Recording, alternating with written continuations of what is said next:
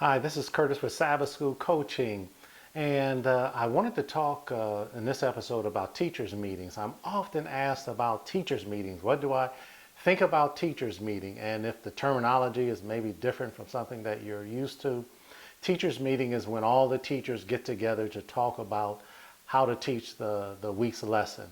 In many cases, I have to honestly say teachers' meeting is a waste of time. Not because the concept is bad, it's just about how we go about our teachers' meeting, which makes it not worth the time that we spend getting together. One of the challenges, of course, is even getting together. In many of our churches, some of our teachers are challenged by maybe having one vehicle. And if they go to the teachers' meeting, which normally takes place Sabbath morning, it's sometimes difficult because they might have family or children that are depending upon that same vehicle to get back and forth. And some teachers just don't come, period. Regardless of what the circumstance is, they'll never attend. I do suggest to help those that are interested in coming but maybe logistically can't come, is that we should conduct our teachers' meetings on the phone. There are many services such as freeconferencecall.com where you could get a conference call line and everyone can call in. Now, in many churches, the teachers' meeting takes place Sabbath morning before the class. In my opinion, that's too late. If I've been working on my materials for the week and I'm prepared to teach, it's doubtful that anything that's said during the quote teachers meeting before my class will change the direction of my class. In many cases, in many of the teachers meetings that I have attended, it's really just another Sabbath school class.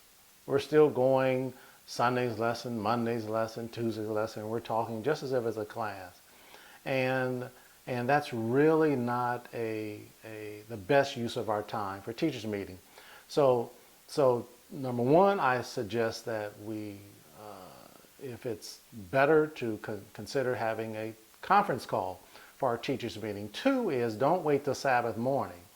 I believe maybe Thursday evening when people get off work, you can have a teachers meeting, or maybe Tuesday, whatever works best for you. But I would suggest a Tuesday or a Thursday evening that will still give a chance for something that maybe is discussed that could find its way into someone's actual outline for teaching. But those are two things. The third thing is that the way we conduct the classes doesn't make them very effective. Usually, as I said, it's a rereading of the lesson where we're just having our own Sabbath school class and we talk about things just like it was a Sabbath school class. I believe a more effective way to have a teachers meeting is to start with this premise. The question should be asked as we begin the class: how can this lesson benefit those that are in my class? That should be our starting point. Not how can I give a good history lesson or how can I teach these doctrines. I want us to look beyond the surface and aim a little higher. How does this lesson benefit my class? So if we have half a dozen teachers on the line, or if you're having a physical meeting, let each teacher give some thought to that. How can this week's lesson on righteousness by faith, or the Sabbath, or whatever it is? And once we ask that question, you will find that the conversation will build and you'll get different viewpoints and input that you can use in your class because of the direction that the conversation is going if you start teachers meeting that way. So I would suggest those three things. Consider a conference call. Don't wait till the morning of the class. And start with the question, how can this week's topic help the people in my class?